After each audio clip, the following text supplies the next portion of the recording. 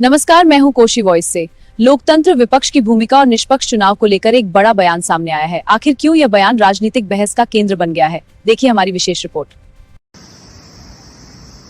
ऐसा तो है नहीं कि डेमोक्रेसी, लोकतंत्र एक ही दिन में खत्म हो जाता है। डेमोक्रेसी, लोकतंत्र को खत्म करने के लिए सत्ता में बैठे हुए लोगों का सिस्टम लगता है, और वो सिस्टम जो बीजेपी बहुत अच्छे तरीके से जानती है, क्योंकि भारतीय जनता पार्टी सिर्फ चुनाव नहीं जीतना चाहती है, वो इंश्योर करना चाहती है कि पूरा इलेक्टोरल सिस्टम उनके कंट्रोल और उनके कब्जे में हो। Case in point, Madhya Pradesh में कांग्रेस पार्टी की राज्यसभा उम्मीदवार मीनाक्षी नटराजन जी का नामांकन खारिज कर दिया जाता है। कांग्रेस पार्टी इलेक्शन कमीशन के पास जाती है कि जी हमारा पक्ष तो सुनो, लेकिन जाहिर सी बात है इलेक्शन कमीशन जो डायरेक्ट भारतीय जनता पार्टी के कंट्रोल में है, वो क्यों हमारी बात सुनेगी। और यहाँ ना बात सिर्फ कांग्रेस पार्टी के एक उम्मीदवार की नहीं है, बात यह है कि अगर विपक्ष को चुनाव लड़ने ही नहीं देना तो इलेक्शन कमीशन और भारतीय जनता पार्टी की जो सांठगांठ से पूरे देश में चुनाव की नौटंकी चल रही है, इसे बंद क्यों नहीं कर देते हो, इसे खत्म ही कर दो।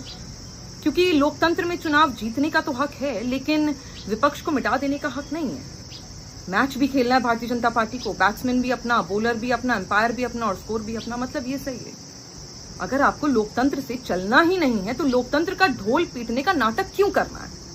और ये बात मुझे बताने की जरूरत नहीं है कि जब विपक्ष की आवाज दबाना, जनता की आवाज दबाना सत्ताधारी पार्टी शुरू कर देती है ना, तो समझ जाओ कि सत्ताधारी पार्टी घबराहट में है, घबराई हुई है।